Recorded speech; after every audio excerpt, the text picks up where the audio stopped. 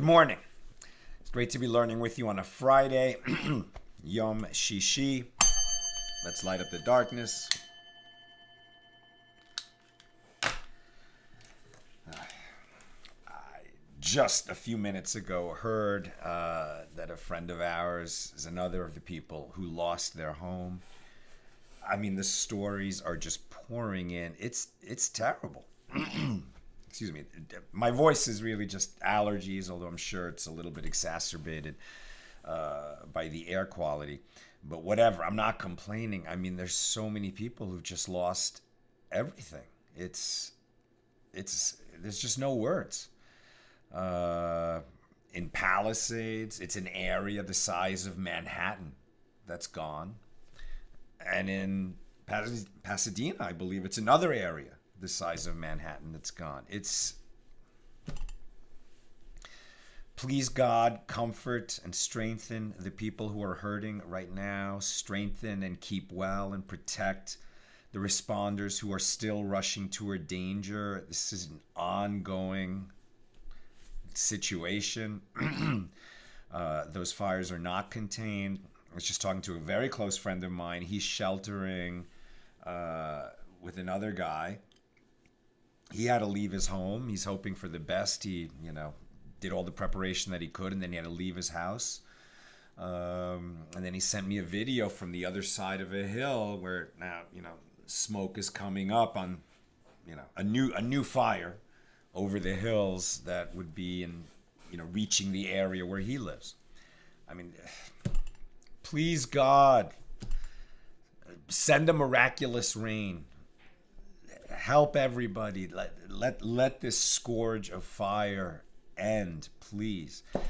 And as I mentioned yesterday, wherever you are, if you're Jewish, keep this Shabbos carefully. We're all one family. Keeping Shabbos is understood to be a protection. The Bialy Rebbe teaches it's a protection against fire. And we're all one family. So any Jew keeping Shabbos anywhere, ideally keep it fully, keep it carefully, but at least keep it more than you've been keeping it. Increase your observance. If you've never kept a Shabbos, keep this Shabbos, please. We're all together, and that protection helps us here and helps Jews everywhere. And if you're not Jewish, pray that Jews keep Shabbos. Pray that Jews come back to Torah. Because the more that the Jews in this world come to Torah and the more that we stand our post, the safer the world will be. Excuse me. Who's in the house? I better move this a little closer because I got to speak a little more quietly. Renee, wishing everyone good Shabbos. Yehuda in South Carolina, Guy in Ohio, Joe in the Inland Empire, Karen in Northern California, Shandor in the Bronx, Gordo in Scotland, Bill in Mid-Missouri, Yosef in New Jersey, Bella in Florida, Nancy in North Carolina. Do you recommend a reputable organization to donate? Other people have asked me that, and I really should have one. For sure, I can recommend Chabad of Pasadena. You can find the website easily enough. But Chabad of Pasadena, I know Rabbi Hanoka and Rabbi Rivkin personally. So donating to them right now, I know that they're working hard in their community to lend relief to that community. So that for sure. And as a matter of fact, I also know the rabbi of Chabad of Palisades. And by the way, both of those synagogues, I think, have been miraculously spared. So yeah, Chabad of Palisades and Chabad of Pasadena would be a great way to bring donations into the community right now. And I'm almost 100% sure you can earmark it, for disaster relief, for fire relief in the community. Melissa in Great Neck, Belle in Texas. You're welcome, Yehudit, and Ilanit in Silver Spring, and Marjorie in Georgia. Welcome, everybody. Okay. Let's also do our part, and stand our post by learning Torah today, learning Talmud, for the sake of the people who are impacted so terribly by these fires. May they be comforted. May they be strengthened. May better days lie ahead, and please God help them in the merit of our learning today. Okay, so we're continuing our journey through Tractate Sanhedrin, the 24th volume of the Talmud. Today finishing up Mishnah number 2 here. Finishing up Mishnah number 1 in chapter 3. Okay, so we pick this up right at the very bottom of page 23b, and our daf today is page 24. When Ravin came from Eretz Yisrael, he said that Rabbi Yochanan says a different interpretation of the dispute that we were discussing yesterday of when can... There are two litigants. Let's just say that a claimant and a defendant. One says, you owe me money. This is a monetary case. The defendant says, no, I don't.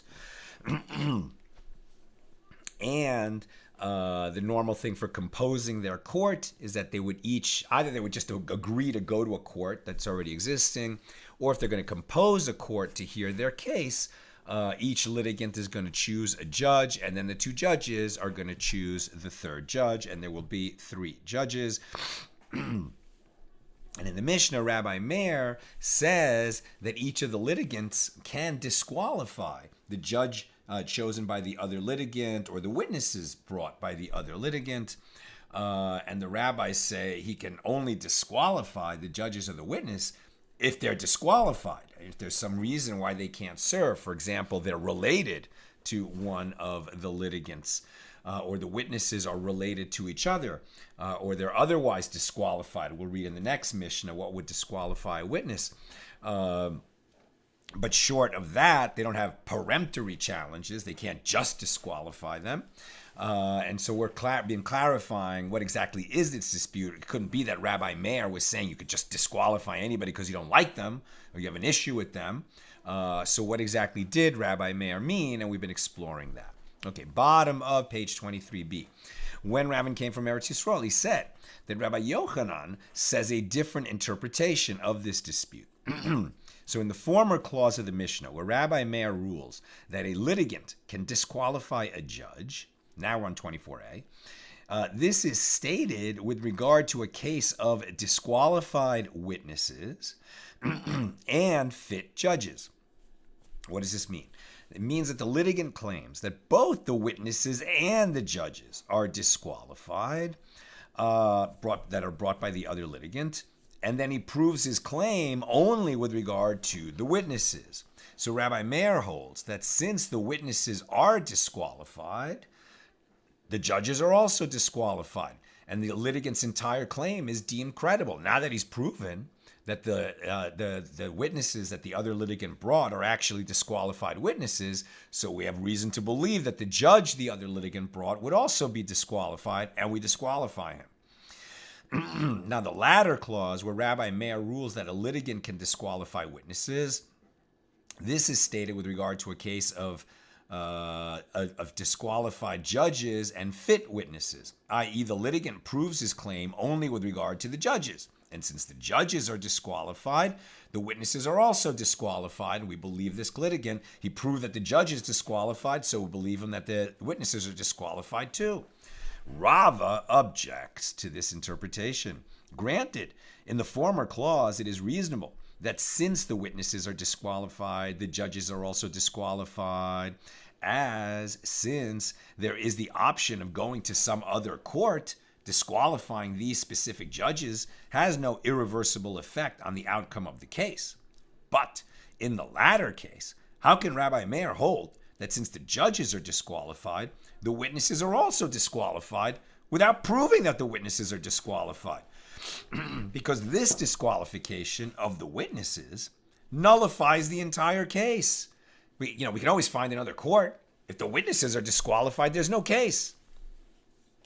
So the Gemara answers, no. The Mishnah is not referring to a case where there are no other witnesses. The dispute between Rabbi Meir and the rabbis is necessary only in a case where there is another set of witnesses, which the litigant did not disqualify. And since disqualifying this set will not predetermine the outcome of the litigant's claim that these witnesses are disqualified, is accepted, since the judge that the other litigant brought was also disqualified, we can disqualify at least one pair of witnesses if another pair of witnesses exists.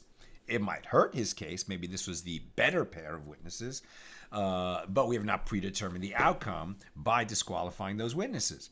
And the Gemara asks, but if there is no other set of witnesses, then what is the law?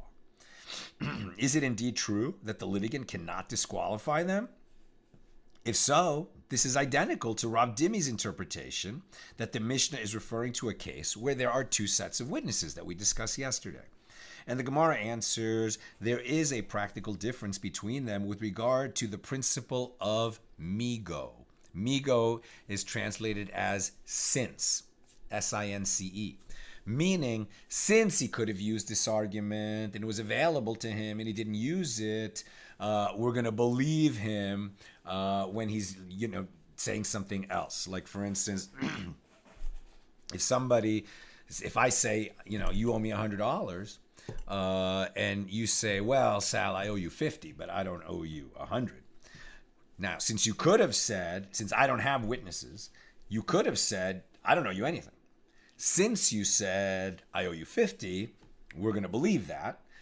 That's also the case of a partial admission, where you're going to be asked to take an oath and then you're dismissed. But that's kind of a rough approximation of how we could use this since argument. So let's see how it's used here.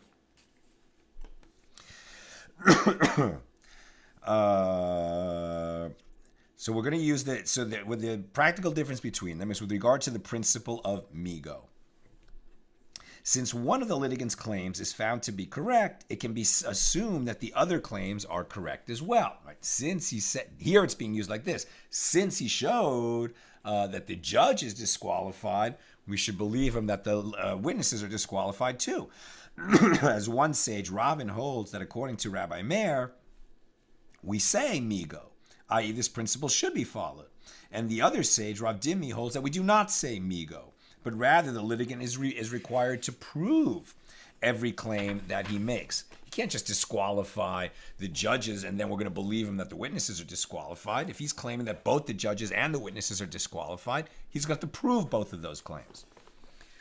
New subject. The Gemara returns to discuss the matter itself. Reish Lakish says, would a holy mouth, i.e. the mouth of Rabbi Meir, say this strange statement that a litigant can prevent a witness from testifying against him? Rather, he mend the text of the Mishna and teach his witness in the singular, meaning that a litigant can disqualify only a witness who testifies alone. And the Gemara asks, is that so? Now, and yesterday we said, is that so? What do you mean? If he's a single witness, we can't establish the matter by the mouth of a single witness anyway. What is he coming to disqualify? Answer, in a case of a debt, if there is a single witness, we don't establish that the defendant has to pay the debt by the testimony of a single witness, but we do bring him to court, and it's like the case of a partial admission, where he would have to swear an oath and say, no, I don't owe it, and I'm willing to swear. And once he swears, he doesn't have to pay anything. If there were two witnesses who said that he owes, then he'd have to pay. So there is power in a single witness. And now what they're saying is, no, but a defendant can disqualify a single witness. But now they're going to bring a different difficulty with this statement when Reish Lakish says, would the mouth of somebody as holy as Rabbi Meir say such a statement? So Ravina said in response, what is the difficulty? But is it not so that when anyone sees and the Gemara asks, is that so? Was it in character for Reish Lakish to speak of Rabbi Meir with such reverence when disagreeing with his ruling? But doesn't Ula say, when one sees Reish Lakish studying Torah in the study hall, it is as though he is uprooting mountains and grinding them into each other. Reish Lakish was evidently very sharp in his analyses. And Ravina said in response, so what is the difficulty with that? Is it not so that anyone who sees Rabbi Meir studying Torah in the study hall, it is as though he is uprooting the highest of mountains and grinding them into each other? Rabbi Meir was an even greater scholar than Reish Lakish. So it was fitting that Reish Lakish would speak of him with reverence, and in disagreeing with him say, would the mouth, what was the word?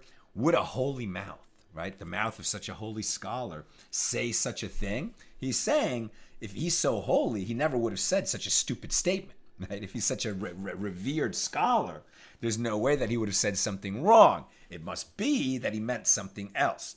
But now what's being questioned is, would Reish Lakish really speak that way? Isn't he the highest scholar, and he's not going to be so reverential toward other scholars? He's just going to disagree with them. He's not going to bring in all these metaphors. So the Gemara answers the question, is that so? Was not stated to raise a difficulty. Rather, this is what he is saying. Come and see how much the sages love each other.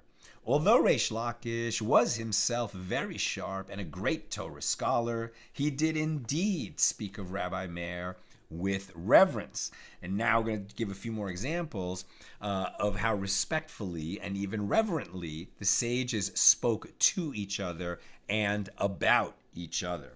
A wonderful model for us, especially in this modern age when people who disagree are so quick to go to insults and offense and anger and vituperative talk. So let's go. Okay. But before we go on, I just love that image that when he's studying Torah in the study hall, it's like he's uprooting mountains and grinding them against each other, like Paul Bunyan and those tall tales, and he's just, making forests grind and, rocks are breaking and flying and, huge industrial labor is being done. I mean, what are you actually looking at? You're looking at a man with a book. And yet, you could just see the fire coming out of this man, bringing down, sharp Torah from heaven. Wonderful image. Okay. So the Gemara cites another example of Torah scholars who spoke of each other with reverence. This is like that incident where Rebbe sat and said, Rabbi Yehuda Nasi, who we know as Rebbe, sat and said, it is prohibited to insulate cold food on Shabbos to keep it cold, because this may lead one to insulate hot food on Shabbos to keep it hot.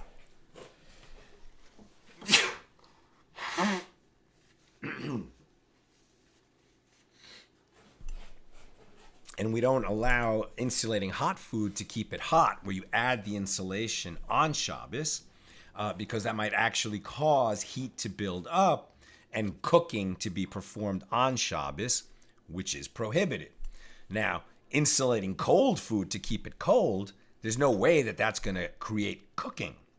So there's no reason to prohibit that, except that the habits of people are that once you get used to insulating food that is cold to keep it cold, you might forget and come to insulate hot food to keep it hot, which is prohibited.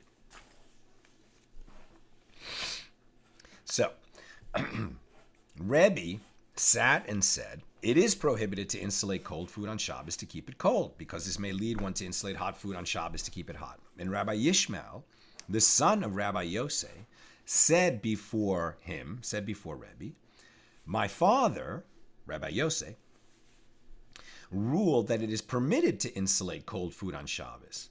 And there is no concern that this will lead one to insulate hot food on Shabbos. And so Rebbe subsequently said to those who asked him about this issue, I retract. I retract my previous statement, and the elder, meaning Rabbi Yosei, has already issued a ruling on this topic, and I defer to his ruling. Now, that's showing tremendous humility, because Rebbe was the Nasi. He was the head of the Sanhedrin. Rabbi Yosei was the father of one of his students, but neither Rabbi Yishmael nor Rabbi Yosei were ever the Nasi. And so when he says, oh, no, you know what? The elder already ruled on this. I retract my statement. It shows humility and reverence for a great scholar. Rav Papa says, come and see how much they loved each other. As, had Rabbi Yosei still been alive, he would have been subordinate to and sitting before Rebbe as his student. As Rabbi Yishmael, the son of Rabbi Yosei, was his father's replacement, i.e. he was as great a Torah scholar as his ancestors, and he was subordinate to and sitting before Rebbe as his student. And nevertheless, Rebbe said, the elder has already issued a ruling on this topic, and he deferred to Rabbi Yosei's ruling. Now, this demonstrates what Rabbi Oshaya says. What is the meaning of that which is written, and I took for myself 2 staves? This is from Zechariah, chapter 11, verse 7. And I took for myself 2 staves. The one I called graciousness, and the other I called binders. Graciousness.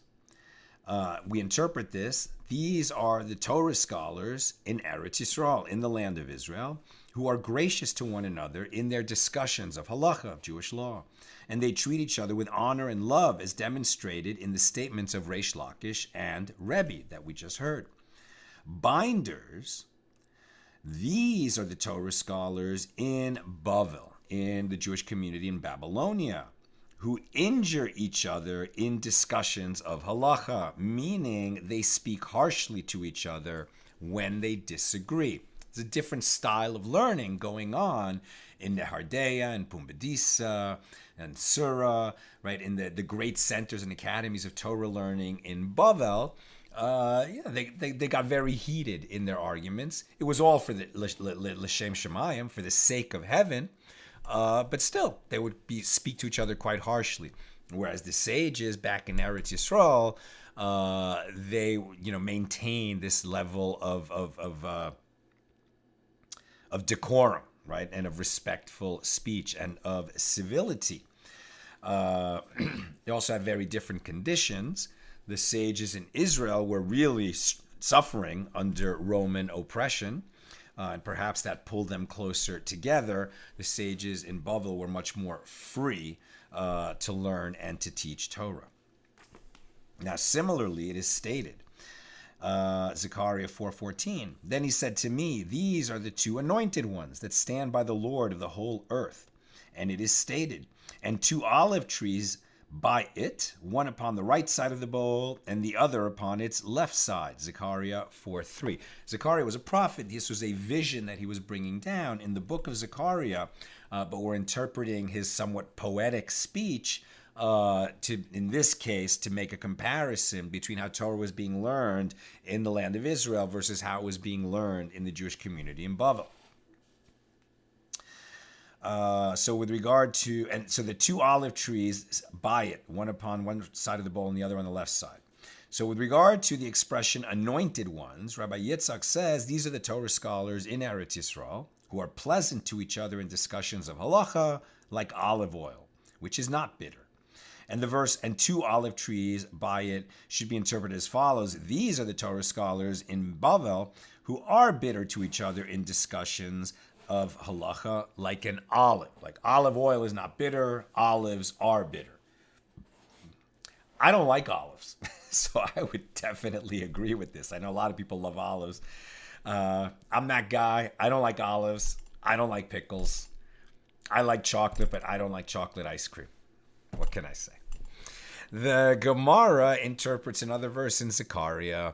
Then I lifted my eyes and saw, and behold, there came forth 2 women, and the wind was in their wings, for they had wings like the wings of a stork, and they lifted up the measure between the earth and the heaven.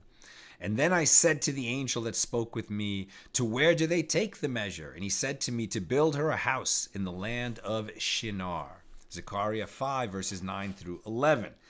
Very, elevated poetic prophecy. What is he talking about? What did he see? What did it mean? Rabbi Yochanan says, in the name of Rabbi Shimon ben Yochai, this measure, this refers to flattery and arrogance that descended to Bavel, i.e. Shinar, another name for Babylonia.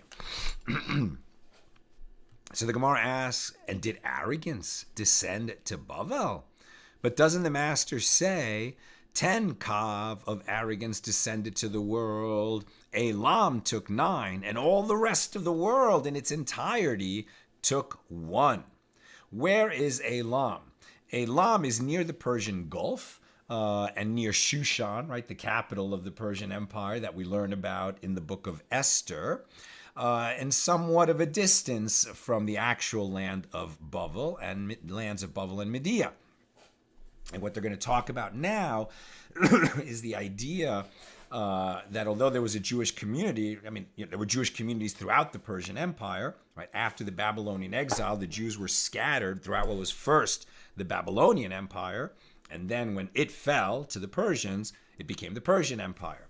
And there were great centers of Torah learning, Torah academies, as I mentioned, Pumbedisa, Surah, Nehardea.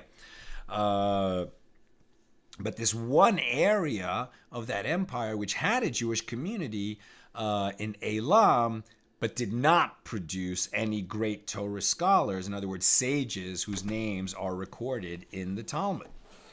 And why? Even though there were Jews there, did they not produce any great Torah scholars? This is what they're now evaluating. So the Gemara asks, Elam took 9 of the measures of arrogance, and the rest of the world took 1. Right? Elam was as arrogant as the rest, 9 times more arrogant than the rest of the world put together. What does this mean? So the Gemara answers, yes, this measure of arrogance descended to Bavel, and it made its way to Elam. The language of the verse is also precise, as it is written, to build her a house in the land of Shinar, which indicates that the original intention was to build a house in Bavel, but it was not built there. And the Gemara comments conclude from it that arrogance came to Bavel, but did not remain in Bavel. And again, Bavel is Babylonia. So the Gemara asks, but doesn't the master say a sign of arrogance is poverty? And poverty descended to Bavel, not to Elam. And the Gemara answers, to what kind of poverty is this referring? And if you're wondering why I'm not taking a glass of water, it's because we're fasting today. Today is 10 Teves, terrible day in history, when the siege of Jerusalem, at the end of the period of the First Temple, began when the Babylonians under Nebuchadnezzar came and laid siege.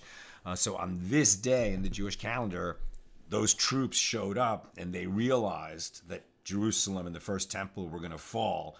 And it was, the writing was on the wall, so to speak. Although that phrase, as we learned in Daniel, came quite a few years later in Bavel. Okay. So the Gemara asks, but doesn't the master say a sign of arrogance is poverty? And poverty descended to Bavel, not to Elam. And the Gemara answers, to what kind of poverty is this referring? It is poverty with regard to Torah, which was characteristic of Elam. As it is written, we have a little sister and she has no breasts. Song of Songs 8:8. And Rabbi Yochanan says this refers to Elam, whose inhabitants merited to learn Torah, but they did not merit to teach it.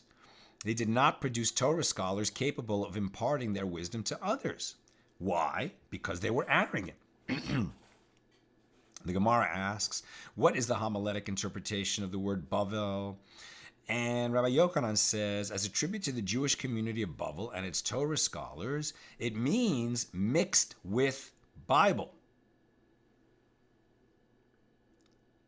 B'mikra, right? So mixed with Bible, mixed with Mishna, and mixed with Talmud, right? So it's a mixture of Tanakh and Mishnah and Gemara. So other sages had a different opinion of the Torah in Bavel. With regard to the verse, he has made me dwell in dark places as those that have been long dead, from Lamentations 3:6. And Rabbi Yirmiyah says, this is the Talmud of Bavel, what we're studying, Talmud Bavli, which is not as clear as the Talmud of Eretz Yisrael, the Yerushalmi. Why do we study the Bavli if even the sages of the Bavli say that this Talmud is not as clear as the Talmud of Eretz Yisrael, known as the Talmud Yerushalmi? Answer, because the Yerushalmi was not completed because of the persecution of the Romans. And that completes our discussion of Mishnah number 1 here in chapter 3. Now, Mishnah number 2. If one litigant says to the other, my father is trusted to adjudicate for me, or your father is trusted to adjudicate for me, meaning a judge who is related to one of the litigants is automatically disqualified. But the litigants can consent and say, okay, I accept. I know he's a good judge, even though he's your father or he's my father. I'm okay with him judging us. Are you okay with him judging us? Yes, we're both okay. So we're going to use him as a judge, even though he would normally be disqualified since he's related to one of us. So we're talking about accepting a judge that would otherwise be disqualified. The litigants accept him. Or if they accept 3 cattle herders, right? We mentioned this Mishnah yesterday, who are laymen. Maybe they're experts when it comes to cattle, but they're not rabbis who are judges and qualified to sit on a beis din, on a rabbinic court. But if we accept them to be our judges, okay, then they can be our judges. So if one says, my father is trusted, or your father is trusted, or 3 cattle herders are trusted to adjudicate for me, Rabbi Meir says the one who made this offer to accept them can retract it. But the rabbis, the Rabbanim, who overrule Rabbi Meir, say once he accepts, he cannot retract his acceptance. Similarly, one who is obligated by Torah law to take an oath to another, like the case we mentioned before, either because there's a single witness or because you admit that you owe a partial debt. I say you owe me $100, you say, I admit I owe you $50. Then if you will swear an oath, you will only have to pay the $50 and not pay the rest. Or if I bring a single witness, you have to swear that, and you say, I don't owe you anything. I only have a single witness. You can take an oath, and then you won't have to pay anything. But you'll have to take that oath. In a pious society, taking an oath was a very big deal.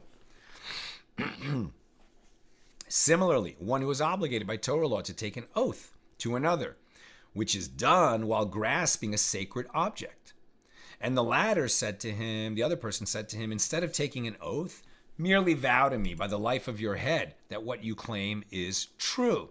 So this is a vow rather than an oath. An oath is said while holding a sacred object like a Torah scroll. A vow is also a very serious matter, but you don't have to say it while holding a Torah scroll. So if the one who is causing the oath to be sworn says it's okay, you can just make a vow that what you claim is true, then Rabbi Meir says the one who made this offer can retract it. He says, you know what, on second thought, no, I want you to take an oath by a Torah scroll. But he already accepted. Rabbi Meir says he can retract his offer. But the Rabbanim, the rabbis, say he cannot retract. That's the Mishnah. The Gemara. Rav Dimi, the son of Rav Nachman, son of Rav Yosef, says the case of a litigant who accepts his father or the father of the other litigant as a judge is referring to where the litigant accepted this relative upon himself as one of the judges in a court of 3, where the other 2 judges are fit. It is not referring to where he accepted him as the sole judge. Rav Yehuda says that Shmuel says the dispute between Rabbi Meir and the rabbis about can you retract that acceptance is with regard to a case where the claimant had said to the defendant, the money that I claim you owe me is forgiven you if my father or your father rules as a judge to that effect. And the claimant subsequently wishes to retract his offer. But in a case where it is the defendant who said, I will give you what you claim if that is the ruling of this judge, then everyone agrees that he can retract his offer. And that's Rav Yehuda in the name of Shmuel. And Rabbi Yochanan says the dispute between Rabbi Meir and the rabbis is with regard to a case where the defendant said, I will give you what you claim if that is the ruling of this judge. So a dilemma was raised before the sages with regard to the opinion of Rabbi Yochanan. Is the dispute only with regard to a case where the defendant says, I will give you, but in a case where the claimant says, the money that I claim you owe me is forgiven you, everyone agrees that he cannot retract his offer? Or perhaps Rabbi Yochanan maintains that the dispute is both with regard to this case and with regard to that case. Does it matter which of the 2 litigants is saying, I accept this otherwise disqualified judge? Does it matter if it's the claimant or plaintiff, the one who claims, hey, you owe me money, or the defendant who says, no, I don't owe you money? Does it matter which of them is saying, I accept this disqualified judge, and then wants to retract his acceptance? And the Gemara suggests, come in here a resolution from that which Rava says. The dispute is with regard to a case where the defendant says, I will give you. But in a case where the claimant says the money I claim you owe me is forgiven you, everyone agrees he cannot retract his offer. So granted, this makes sense if you say that according to Rabbi Yochanan too, the dispute is with regard to a case where the defendant says, I will give you. But in a case where the claimant says the money is forgiven from you, everyone agrees that he cannot retract. And this means that Rava is stating the law in accordance with the opinion of Rabbi Yochanan. But if you say that according to Rabbi Yochanan, the dispute is both with regard to this case and that case, that either one can retract or neither can retract, then in accordance with whose opinion is Rava stating the law? His statement is in accordance neither with Shmuel nor with Rabbi Yochanan. So the Gemara rejects this whole analysis. Perhaps Rava is stating his own explanation of the dispute. He's not trying to bring down an explanation of these other sages.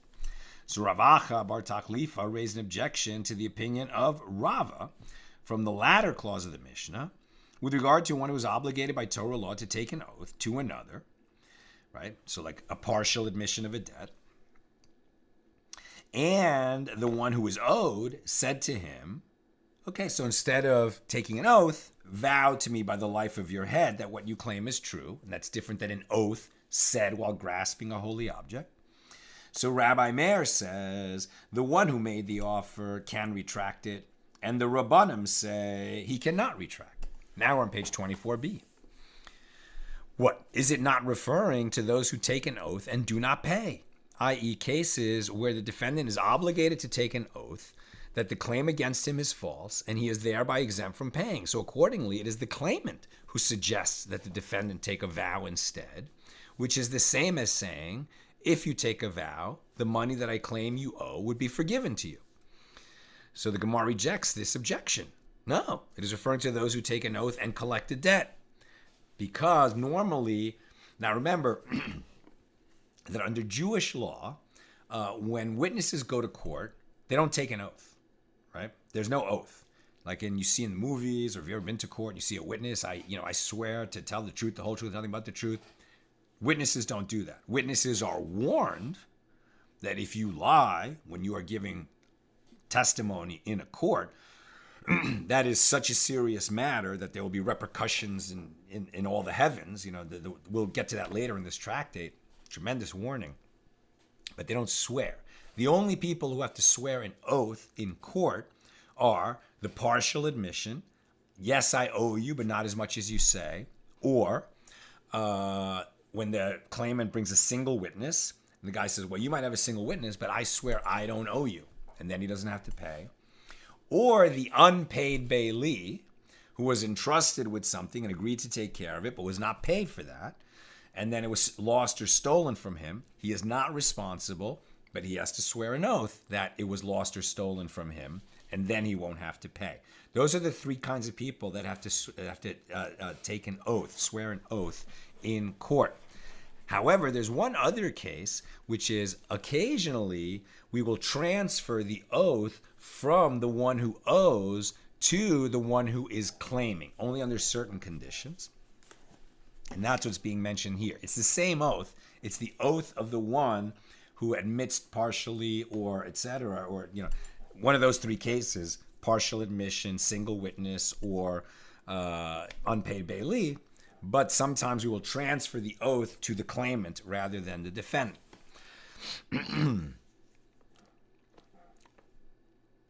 So the Gemara says, no, what we're referring to here is one of those cases where one takes an oath and collects, meaning we've transferred the oath to the claimant. There are cases where it's the claimant who is obligated to take an oath, and he then collects the money that he claims. In a case where the defendant suggests that a claimant take a vow instead, it is the same as saying, if you take a vow, I will give you what you claim. And the Gemara, rather than swear an oath. So the Gemara challenges, but according to Rava's interpretation, the Mishnah already taught the law in a case where the defendant says, I will give you, in the first clause where the defendant accepts unfit judges. Really what we're talking about here is once somebody accepts, can he retract? But now we're being very precise on what are the situations where this question even comes up. So the Gemara answers, the Mishnah taught in the former clause a case where the defendant makes the outcome dependent on the decision of others, namely his father or the father of the claimant, meaning the unfit judge because he's related to one of the claimants. So the decision that's going to emerge from this case is in the mouth of the judge. And the Mishnah taught in the latter clause a case where he makes the outcome dependent on the claimant's own decision. You can swear an oath and get out of it. It's up to you. And it is necessary for the Mishnah to teach both cases, since if the Mishnah taught only the case where he makes the outcome dependent on the decision of others, the judge, one might reason that specifically in this case, Rabbi Meir says that he can retract his acceptance of unfit judges. And this is because he presumably did not resolve to transfer the money if these judges deem him liable, as he must have said to himself, who will say that the judges will rule in favor of the claimant? He thinks he's going to get a favorable ruling, even though the judges are unfit. But in a case where he makes the outcome dependent on the claimant's own decision, by suggesting that he take a vow, say that Rabbi Meir concedes to the rabbis that at that point the defendant can no longer retract his commitment to pay if the other one will take the oath. And conversely, if the Mishnah would teach us only this latter case where the defendant suggests that the claimant take a vow, one might reason that specifically in this case, the rabbis say, the Rabbanim, that he cannot retract his offer, but in that former case where he makes the outcome dependent on the decision of others, say that the Rabbanim concede to Rabbi Meir that he can retract his acceptance of the unfit judges. Therefore, it is necessary for the Mishnah to teach both cases. Now, Reish Lakish says on the fact of taking the whether we can retract or not. Reish Lakish says, the dispute between Rabbi Meir and the Rabbanim concerns whether or not one can retract his acceptance of unfit judges before the verdict is issued. Okay, he says, you know what? I agree. Let's just get the case heard, because for us to get a fit judge who's not related to either one of us in this small town, we're going to have to wait a month. Fine. Let's just go before this court that includes your father as a judge. And then the case starts to be heard, and he's like, you know what? This is not going my way. I take it back. I don't want my case to be heard here. I'd rather wait a month. Before the verdict has been issued by the court, he can retract and just stop the case. But after the verdict has been given, then he can no longer retract and say, I don't accept this unfit judge. That's how Reish Lakish interprets it. Before the verdict, he can retract. After the verdict, everyone agrees he cannot retract. Sounds like before the verdict, according to Reish Lakish, Rabbi Meir says he can retract. But the Rabbanim say no. Once the case starts, he accepted to have this judge, even though he was unfit, and now the case has to go forward. A dilemma was raised before the sages with regard to the opinion of Rabbi Yochanan. Is the dispute over whether one can retract his acceptance after the verdict is issued, but before the verdict is issued, everyone agrees that he can retract his acceptance, or perhaps Rabbi Yochanan maintains that the dispute is both with regard to this case and with regard to that case, right?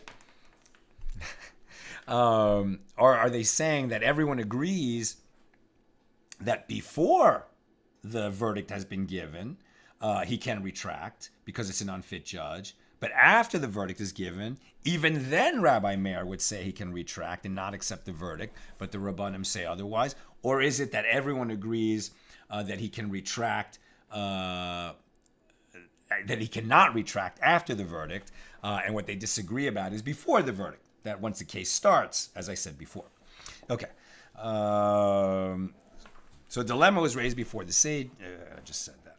Yeah. So the Gemara suggests, come in here a resolution to the dilemma. As Rava says, if one accepted a relative upon himself as a judge or a witness, or if he accepted one who was disqualified for another reason from serving as a judge or a witness, he can retract his acceptance, before the verdict, and he cannot retract his acceptance after the verdict. So granted, this makes sense if you say that according to Rabbi Yochanan too, the dispute concerns whether one can retract his acceptance after the verdict is issued. But before the verdict is issued, everyone agrees that one can retract his acceptance. Then this means that Rava is stating the law in accordance with the opinion of Rabbi Yochanan and according to the opinion of the Rabbanim.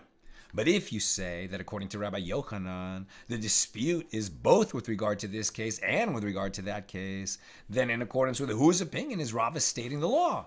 His statement is in accordance with the opinion of neither Reish Lakish nor Rabbi Yochanan. So rather, must we not conclude from Rava's statement that the dispute is over whether one can retract his acceptance after the verdict? And the Gemara conclude from Rava's statement that this is so. So according to this view, all agree that before the verdict is given, the person who accepted this otherwise disqualified judge can retract. But after the verdict is given, the Rabbanim say, now it's too late, you have to accept the verdict. And Rabbi Meir would say, even then, he can retract. Rav Nachman, the son of Rav Chisda, sent the following question to Rav Nachman bar Yaakov. Our teacher instruct us, does the dispute concern whether or not one can retract his acceptance before the verdict is issued, or does the dispute concern whether or not one can retract his acceptance after the verdict is issued? And furthermore, in accordance with whose statement is the law? And Rav Nachman bar Yaakov sent to him in response, the dispute concerns whether one can retract his acceptance after the verdict. And the law is in accordance with the statement of the Rabbanim. After the verdict is issued, the guy lost his chance to retract his acceptance of the otherwise disqualified judge. Rav Ashi says a different version of the question and answer. This is the question that Rav Nachman, the son of Rav Chisda, sent to Rav Nachman bar Yaakov. Is the dispute with regard to the case, the dispute meaning between Rabbi Meir and the Rabbanim, is the dispute with regard to a case where the defendant says, I will give you, or is the dispute with regard to a case where the claimant says the money is forgiven? And furthermore, in accordance with whose statement is the law? And Rav Nachman bar Yaakov sent this response to him, the dispute is with regard to a case where the defendant says, I will give you. And the law is in accordance with the statement of the rabbis. So again, the one who says, I will give, if you swear, he can no longer retract. That's according to the Rabbanim. So in Surah, they teach the previous version of the question and the answer. In Pumbedisa, they teach this following version. Rav Hanina bar Shalema says that they sent the following question from Rav's study hall to Shmuel. Our teacher instruct us, in a case where one litigant wishes to retract his acceptance of the judges before the verdict, and the other litigant had performed a formal act of acquisition, a kinyan, with him giving legal power to the acceptance, then what is the law? Why are we talking about a kinyan? What we're saying is they've submitted to the authority of the court. And it's as if the one who, in other words, that if the court says the defendant has to pay, then it's like the claimant has already made an acquisition of that property. If the verdict goes his way, he's going to get the property because he made a kinyan, right? They have both submitted to the authority of this court. So Shmuel sent in response, nothing can be retracted after the kinyan was performed. In other words, they both, even though there was an unfit judge, they have both submitted and agreed to hold by the verdict. At that point, according to the Rabbanim, which is the law, you cannot retract your acceptance of the otherwise unfit judge. And that concludes our discussion of Mishnah number 2 here in chapter 3. These pages are longer than the pages were in Bava Basra, so we're going to keep going. Mishnah number 3 here in chapter 3. And this is a pretty well-known Mishnah because it comes up in all kinds of other contexts. And these on the following list are the ones who are disqualified by the sages from bearing witness due to their unseemly behavior, as they are considered wicked individuals guilty of monetary transgressions. Number 1, one who plays with dice for money, a professional gambler, is not fit to give witness testimony in a Beis Din, in a rabbinic court. Number 2, one who lends money with interest, meaning to Jews. That's, total transgression of Torah law. And number 3, those who fly pigeons and merchants in the produce of the sabbatical year, which may be eaten but may not be sold as an object of commerce. Rabbi Shimon said initially people would call them gatherers of produce of the sabbatical year. Once the tax collectors grew abundant, they would then call them merchants who trade in the produce of the sabbatical year, as the Gemara will explain. And Rabbi Yehuda said, when are the people listed above disqualified from bearing witness? It is when they have no occupation but this one. But if they have an occupation other than this one, although they also make money by these inappropriate means, they are fit to bear witness. That's the Mishnah. Now the Gemara. With regard to one who plays with dice for money, what is he doing that disqualifies him from bearing witness? Now, we live in a time when professional gamblers are on TV all the time, right? World Series of poker events, professional poker players. They write books about playing poker. They're considered almost like professional athletes, very, popular people in popular consciousness.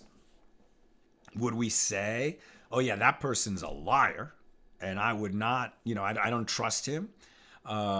He's not trustworthy, and therefore, if he witnessed, somebody lend money to someone else, we would not bring in that professional poker player as a witness to bear witness. Now, certainly he's not disqualified in a civil court of the United States of America, but in a Beis Din, one who is a professional dice player at least, and we can ask the question, would this actually extend to professional poker players today? I think it probably would. But it's not exactly the same thing. So let's keep reading. The question is why? So, with regard to one who plays dice for money, what is he doing that disqualifies him from bearing witness? So Rami Bar Chama says he is disqualified because gambling is a transaction with inconclusive consent. This is an asmachta, meaning that although both sides, the two people who are gambling with each other, know that they're betting money on the table and that they could lose their money, they don't really put the money on the table thinking they're going to lose. They think they're going to win. So they haven't really consented to give their money away. And for that reason, we say that they're dealing in this asmachta. They're dealing in this gray area where they really haven't consented to give their money to the other person. And since they haven't consented and the other one is taking it when they win the roll of the dice, it's like theft. Obviously, it's different than theft, but it's like theft for this reason. As one who gambles does not have conclusive consent to pay when he loses because he plays under the assumption that he will win. And as an asmachta does not affect acquisition, the one who wins takes money that is not legally his, and so he's considered a robber and therefore disqualified from giving testimony in a Beis Din. Rav Shesha says any case like this is not an asmachta. You shouldn't use that analysis. In a game of dice, both sides do realize that they might lose, and they do consent at the outset to pay if that happens. So rather, those who play dice are disqualified for a different reason. He's not saying that they are qualified. He's saying that they're disqualified for a different reason. And what is that? Because they are not involved in settling the world.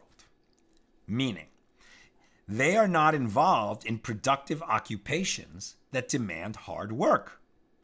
Now, from what I've read about professional poker players, you would not say that is not hard work. Those people work incredibly hard to become as good as they are. But let's keep reading. Since they do not realize the effort required of most people to earn a living. They might not be scrupulous about other people's money, and their testimony cannot be relied upon. The Gemara asks, well, what is the practical difference between these two explanations? One, because their profession is by asmakta, where they take money from people who don't really expect to lose it. And the other, because they're not involved in making the world a more settled place. They're not involved in the productive work of society. You know, they're just playing a game for money and trying to make a living out of that. What's the practical difference? So according to Rav Sheshes, the practical difference between them in a case is the case where the dice player learns another occupation and is involved in that occupation as well. So according to Rav Sheshes, since he has a productive occupation, he's just an amateur dice player, then he is fit to bear witness because he is involved in settling the world. According to Rami Bar Chama, since he is still considered a robber, as the money that he gains from gambling is not legally his, he remains disqualified to be a witness, even if he has another productive profession. So the Gemara raises a difficulty against the opinion of Rami Bar Chama. But we learned in the Mishna that Rabbi Yehuda said, when are they disqualified from bearing witness? It is when they have no occupation but this one. But if they have an occupation other than this one, they are fit to bear witness. So apparently, the reason that the Mishnah disqualifies these individuals from bearing witness is that they are not involved in settling the world in accordance with the opinion of Rav Sheshes. And this poses a difficulty for Rami Bar Chama. And if you would say this is not difficult, as the Rabbanim disagree with Rabbi Yehuda, this would be a problem as well. But doesn't Rabbi Yehoshua ben Levi say, any place where Rabbi Yehuda says in the corpus of the Mishnah, when does this law apply, or in what case is this statement said? He doesn't come to disagree with the Rabbanim. He comes to explain the statement of the Rabbanim. Now we're on page 25a, and I'm almost done. Questions or comments, please get them in now.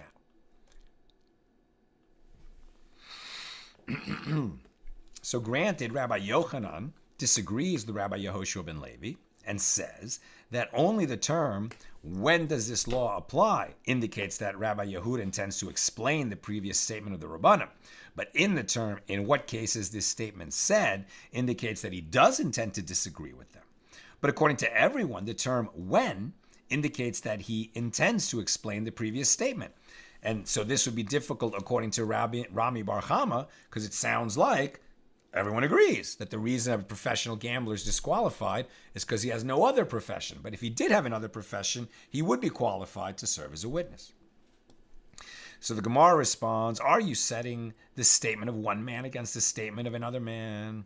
One sage, Rami Bar Chama, holds that Rabbi Yehuda and the Rabbanim disagree, even when Rabbi Yehuda employs the term, when does this halacha apply?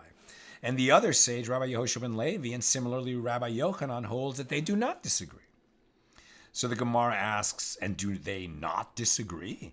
But isn't it taught in a baraisa whether a dice player has an occupation other than this one, or whether he does not have an occupation other than this one, he is disqualified from bearing witness. So this baraisa seems to support the holding of Rami Bar Chama, and that would be a problem for Rav Sheshes.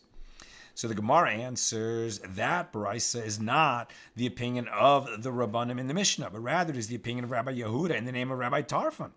As it is taught in baraisa that Rabbi Yehuda says in the name of Rabbi Tarfon, in the case where two people quarreled and each of them declared that if the other is right, he will become a Nazir, right? One who is going to abstain from any product of the grapevine for a minimum term of 30 days and perhaps longer, and not cut his hair and not become impure for the dead, like by attending a funeral in a cemetery.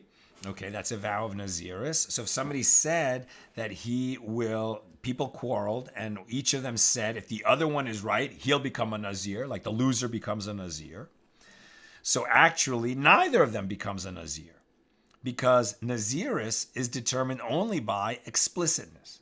A vow of Naziris does not take effect if the individual does not vow clearly and with certitude to become a Nazir.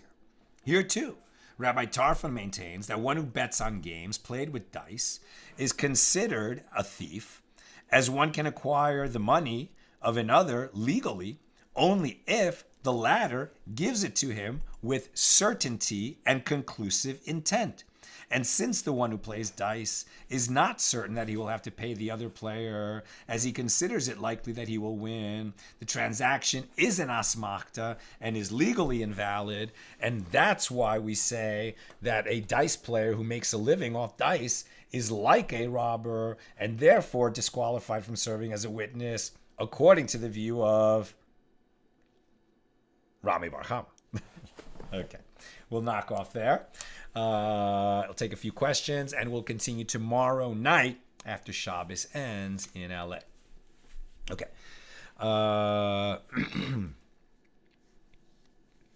Sharon, Pasadena Jewish Center was destroyed, but the congregants saved the 13 Torah scrolls. Yeah, that's not Chabad of Pasadena. That's a different shul. And in fact, my dear friend Donnie, his dad used to be the rabbi of that shul. Terrible what happened there. Sharon, but you can keep hot food hot if it begun before Shabbos, hence Cholent. Exactly right. You just can't insulate the food on Shabbos. Melly, does Persia mean for wisdom? The word Persia? I don't know. That's so interesting. I don't know. I need to learn more about that. Yehudis, do you recommend a reputable org to donate? And Yehudis suggests jewishla.org, wildfire-crisis-relief. So there it is. It's in the comments. Jewishla.org. Is that the Jewish Federation? I think that's the Jewish Federation. So they're certainly reputable people. Yosef, how do the rabbis avoid appointing biased judges and witnesses, especially if they are related to the litigants or some corrupt organization? Well, if they're related to the litigants, they're disqualified. They cannot serve. Where they said that the litigants just, both of them, both sides accepted to have that judge serve, even though he's related to one of them, that's what they were arguing about. Can the one who accepted an otherwise disqualified judge retract that acceptance? As for was there corruption and how would they root that out? That was just the job of any judge to ascertain, is this witness telling the truth? Is this witness slanting the truth? Just because they testified that something happened doesn't end, it's not over. The case isn't over. The judges are going to question the witnesses very carefully. And it's never so cut and dry. And where were you standing? And what did you see? And how did you see it? And how can you be sure of what you saw? And, if they start to see a pattern where this witness is not sounding so truthful or is biased, the judges need to, root that out. Renee, I thought I didn't like olives. It took one day at the beach near Caesarea and the giant delicious olives that came to our table with beers. It's all about the olives now. It just really matters where they're sourced. The olives in Italy further convinced me. Okay, Renee, maybe I'll give olives another try. It is true that when I was a kid, couldn't stand mustard. Now I like mustard. Couldn't stand cauliflower. Now I like cauliflower. Couldn't stand Brussels sprouts. Now I like those. So, we grow. Renee, and it's really the same with pickles. The typical American jarred pickle is an embarrassment to pickles. My great uncle, Ollie, Zichrono Livracha, of blessed memory, used to make them from homegrown cucumbers, the perfect half sour. And I do like cucumbers, so maybe there's hope for me. Renee, those who fly pigeons are also notorious gamblers with beef against all other pigeon flyers. All of these categories might be subject to leverage for debts owed. Very good. That's what I've got for us today. Please God, may we hear good news that these fires are contained, that people are safe, that the destruction stops. Please God, and please strengthen the responders and the people who have been devastated and who have to rebuild their lives. Please comfort the mourners of people who've been lost, because people have died in these fires. And please, everybody, be observant with Shabbos. Make this Shabbos a really carefully kept Shabbos for the sake of all the people who are in harm's way. This protects everybody. Keep Shabbos to the best of your ability this Shabbos. All the best, my holy sisters and brothers. Good Shabbos.